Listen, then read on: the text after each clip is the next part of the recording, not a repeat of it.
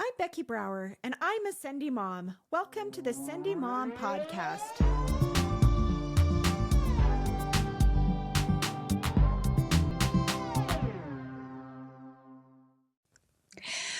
Hello, welcome to the Sendy Mom Podcast. Thank you for joining me for this bonus episode of a Sendy Spotlight on a woman that is incredible.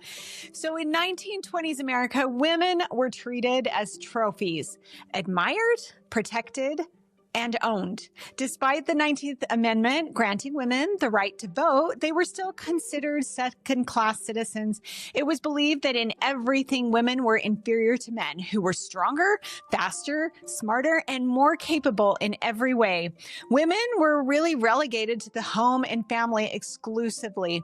I believe women do have natural abilities to nurture and care for children, but being trapped in a narrative made for you by someone else is no place for anyone to thrive. And in the early 1920s, the narrative was beginning to shift. Trudy Ederle was born to German immigrants in New York City in 1905. At 5 years old, she contracted measles, and they thought she was going to die. She was able to fight the disease, but it caused some serious hearing loss. Because of this, doctors warned her that swimming would cause more damage and probably permanent hearing loss. At the time, swimming for women and young girls was considered immoral. Sports in general were prohibited to women. People thought their hearts might explode with too much exercise, and in the Victorian era, most women took their exercise by walking around the drawing room or in the garden. In New York City, this changed in 1904 on a fine day in June when a ship filled with 1,300 people on an excursion out of the city caught fire and sunk, losing 1,021 people. They were only 20 feet offshore in 7 feet of water, but most on the boat could not swim. This tragedy inspired many to question the wisdom in preventing people to learn to swim. When Trudy's mother watched a swimming exhibition a little later, she was motivated to offer $1,000 if her daughters could be taught to swim. Trudy's older sisters, Meg and Helen, were enrolled, but Trudy was prohibited because of the troubles with her ears. She begged her parents to reconsider and was finally taught by her father, who tied a rope around her waist, stood on the pier holding the rope, while Trudy waited and finally dog paddled in the open ocean. She loved it. She soon became proficient at this, and then she was finally enrolled in the Women's Swimming Association with her sisters, or the WSA. The trainer at this facility was Lewis Handley. He was teaching a radical new swim stroke that he called the American crawl. It was developed after watching Australians take large strokes with their arms and their faces were submerged in the water. Their legs would kick from the knee down to propel them faster through the water. There were others who were also studying how Native Americans similarly swam. The difference between swimming in Australia and America was that Australians often swam in salt water where their buoyancy was higher. In America, when Handley tried the crawl, the bottom half of his body would sink. Instead, he tried kicking from the hip and with his whole leg. This kept his body and legs afloat and propelled him faster through the water. This was a new and radical type of swimming, and many people who were used to the breaststroke and the trudgeon dismissed it as too technical and impossible to learn. When Trudy came to the WSA, she didn't know anything about swimming, and it showed. When Handley and another trainer watched her flail in the water, the trainer saw no potential, but Handley felt he had a clean slate to work with. He preferred working with people who didn't have any bad habits that he needed to break. So I can really relate to teaching people to play the piano in this way. However, I want to point out that it is possible to replace bad habits because I've actually done it in my adult years, but it needs to be really deliberate. In learning any new skill, you can follow the same pattern that Handley used for his students. So first, break it apart. With swimming, you'd need to learn to float. So he'd have them relax in the water and get accustomed to their own buoyancy. And then also breathing easily. And this, you can apply this to any skill you're trying to learn. With swimming, also, then he would teach them how to kick with the hips and not with the lower part of the leg. And they would just do that by holding onto the side of the pool. And then he would teach them the arm stroke. So he'd have them just practice with their arms reaching forward and bending at their waist in the water so they could get accustomed to their arms reaching out in the waters. Then he would do breathing exercises with them that he called deep inspiration. And I love this because don't you feel like when you take a deep breath, it's almost like you're gathering up that inspiration into you? Then he would teach them to put all of those things together, to relax and make these deliberate, slow movements. It really does get easier and faster as you continue to practice. So when I teach piano pieces, I do something similar to that. So I generally have my students break apart their right and left hand and do things very slowly, where first they figure out what the fingering is for a passage, and they take a small amount, 4 to 8 measures that they work through, or even one measure if you need to. And you figure out the fingering first. And then you figure out your expression. So the dynamics and your phrasing and all of those things. Then you do the rhythm, and you do this with a metronome. And then you focus in on the notes, and then you put it all together. You do this with the metronome so that you can speed it up as you go along. And we do what I call metronome ladders. You're going to start out at very slow speed, and then you slowly increase the tempo and do it a little bit faster every time until you can do all of those things perfectly for that small section. Any skill, I think, works the same way. Breathing all the time as you're doing those skills and breaking things apart and making it more manageable. The second thing Hanley taught was that you shouldn't do it to win or to compete, but to do it for good help. Do it because you love it and because you want to test yourself. Like Sir Edmund Hillary said of climbing Everest, do it because it's there. Do it because it might be a little bit fun. Trudy Ederle once said when she was asked why she did so well is, I just did the best I could, and I never thought of winning. I guess I swim as easily as I breathe or walk, and I think it ought to be just as natural for everybody. The scientists say we were all water animals to begin with. Then why shouldn't we go back now and then to our first home, the ocean? I love that. Okay, the third thing that Hanley taught was to practice away from the water. In any sport or skill development, it's important to train away from the sport, both physically and mentally. Physically, you can train in the gym, lifting weights, or in the case of piano, you do small motor movements to help you to gain some strength in those areas. Mentally, visualization will improve performance. Visualize your outcome. The more senses you can involve in your visualization, the more likely you are to succeed. I once played a concerto in an evaluation several years ago. I had rehearsed a lot. I practiced a ton, but playing in front of people was always terrifying for me, especially with a memorized piece. I had been kind of traumatized as a young student at piano recitals. My teacher was a wonderful woman, but I had created an environment where I felt I could never reach her expectations for me. I would get so nervous that I would always have to reach for my music. I was always mortified and fulfilled the image in my mind that I couldn't ever measure up. So for this evaluation of the Haydn Concerto number 11 in D major, I decided to visualize my success. I listened to others playing the piece. I knew what I was going to wear. I knew how I was going to do my hair. I had photos of the recital hall where I would be playing, and I saw myself sitting at the piano, hearing people breathe around me, coughing quietly, and feeling their presence around me. I knew where the judges were going to be, and I tried to imagine hearing their pencils scratching notes about my performance. I did this over and over again. I didn't visualize a perfect performance. I visualized a realistic performance that I knew I was capable of. When I performed, it was one of the best performances that I ever had given, and I was able to do it completely memorized. And this is like when I was about 40. I was completely in flow. If you want to see a performance of the first movement of the Haydn Concerto, I was able to play it unaccompanied for a recital and have a really low res copy of that. It's not the evaluation performance and definitely not perfect, but I don't mind sharing my journey with you. You can see all of my flaws. You can find it on my website associated with this episode at sendymom.com. Scientists have also observed this in testing groups for performance in sports. In the 1950s, Dr. Biasiotto tested 3 groups of basketball players who were given the task to prove their free throws. For 1 month, one group practiced their free throws, one group only visualized the free throws without touching a ball, and one group did nothing. After a month, the results were staggering. There was no improvement in the group that did nothing. The group that practiced free throws improved their free throws rate by 23%.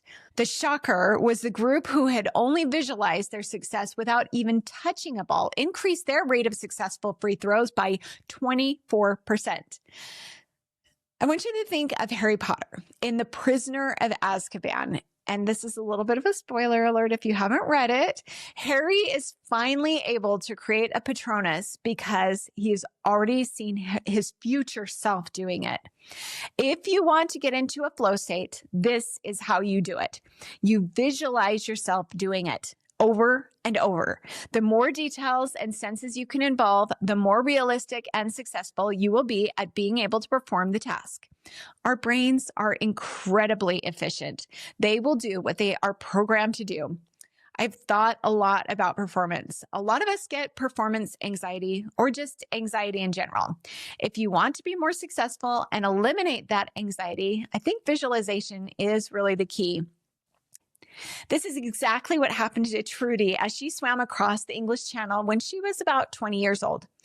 Between 1921 and 1925, when she was 15 to 19, Trudy Ederle broke 29 national and world records in swimming with the American crawl. She beat many of the fastest men swimmers of the day.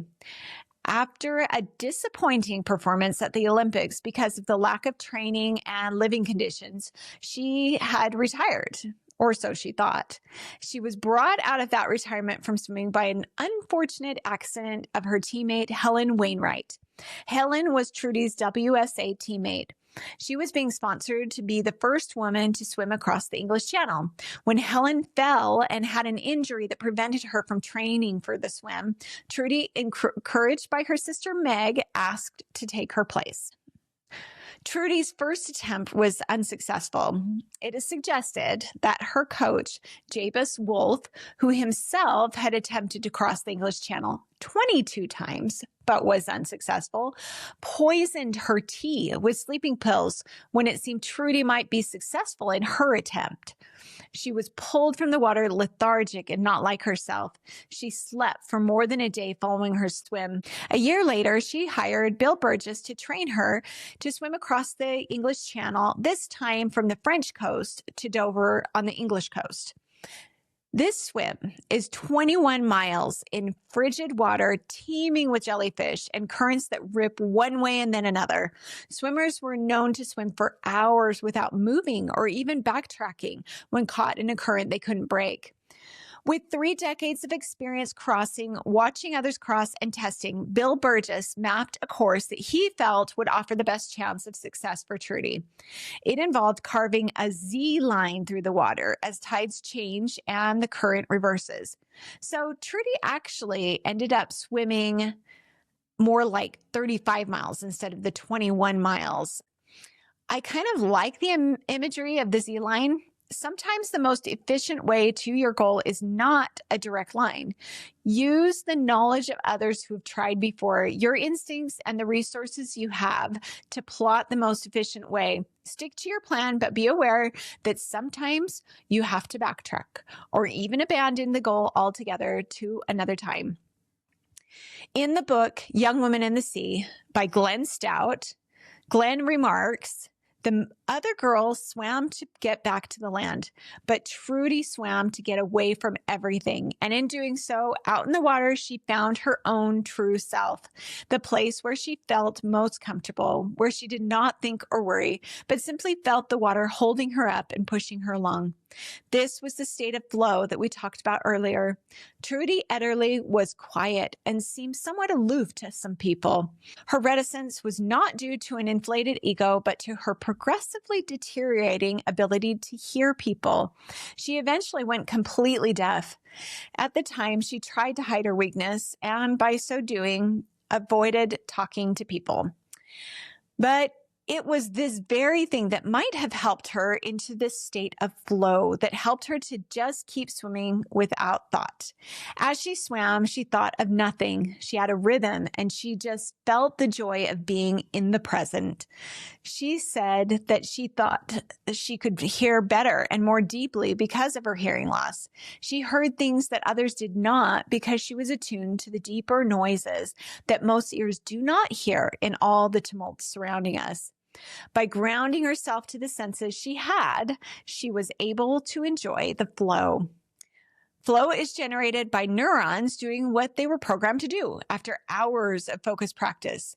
As you practice a task, correcting each time and refining it with deliberate steps like Hanley taught Trudy how to swim, you are building the pathways to flow. So let's talk about myelin. Myelin is so cool.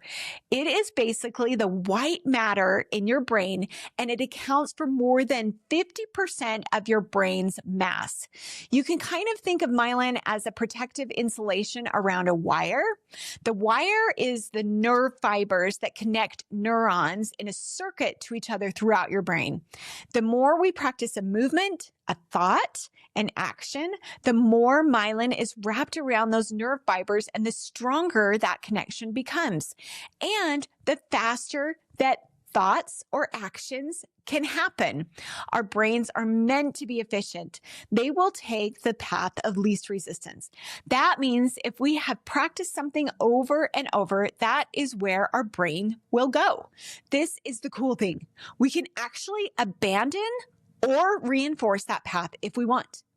We have the control. If you have a bad habit that you don't want, by deliberately forcing your brain on a different path, you can abandon that habit. Think of it like a highway that has been neglected. Eventually, it will be overgrown and cracked. In order to do that, you have to find a new pathway for that thought or action.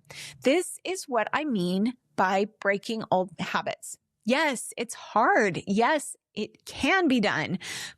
But I was talking about flow. In flow, all of that hard work you have done in visualizing and physically practicing pays off because your body will do what you have trained it to do. We often call this muscle memory, but it is actually the myelinated circuits of nerve fibers that control your movements. And the more myelin you have, the better able you are to get into this sense of flow. In the end, Trudy's secret weapon was really her sister. Margaret Ederle was Trudy's support through all of her difficulties and her triumphs. Meg encouraged her to push harder, swim faster, and to accomplish what she did not know she could do and what the world told her women could not do. Meg had always been Trudy's biggest supporter. Trudy wouldn't have been courageous enough to start racing or tried to swim the channel without that support and encouragement. She felt like she owed everything to her big sister. Trudy's entrance into the waters of a sport that was not dignified for a woman was at the cusp of the reformation that needed to happen at that time in women's rights and liberation. In the wake of women's liberation and suffrage, sports was another field that needed to be open to women. Trudy completed the swim across the English Channel in the very first bikini, made and designed by Meg and Trudy out of silk instead of the normal wool. Trudy and Meg also designed the very first waterproof goggles. Trudy made the trip across the English Channel in 14 hours and 31 minutes, beating by nearly 2 hours the fastest man who had ever attempted the channel. This accomplishment swung open the doors for women to reach their potential in any endeavor, and it continues to motivate and inspire thousands of women. And that is what makes Trudy Ederle a Sendy mom. So that's where I'll leave you with it. In contemplating Trudy's story, which has been made into a film on Disney Plus, The Young Woman and the Sea, I have given you some ideas about how to be more Sendy. It starts in small, slow, deliberate steps, practicing actions in your mind through visualization, finding flow as a gift from your hard practice, and being supported and supporting others in their triumphs. As you attempt your next Sendy adventure, see yourself succeeding. This faith is a knowing that you have already accomplished what you set forth to do. With this power, you can accomplish any Sendy thing you set your mind to. In the words of Eleanor Roosevelt, do something every day that scares you.